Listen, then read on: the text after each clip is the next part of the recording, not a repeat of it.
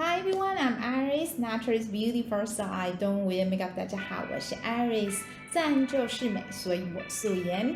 Have you ever experienced something that fails completely or goes extremely badly? 你有没有经历过完全失败或非常糟糕的事情呢？ I'm gonna talk about train wreck. 我就来聊聊糟透的，有够烂。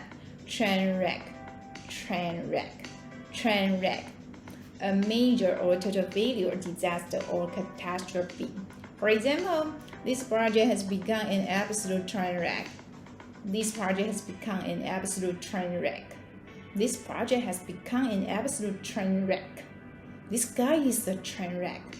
This guy is a train wreck. This guy is a train wreck.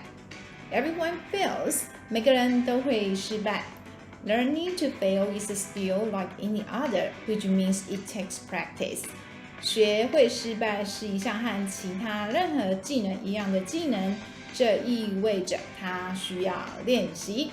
Learn how to thrive in spite of even your most epic mistakes. 即使你犯了最严重的错误，也要学习如何茁壮成长。See ya!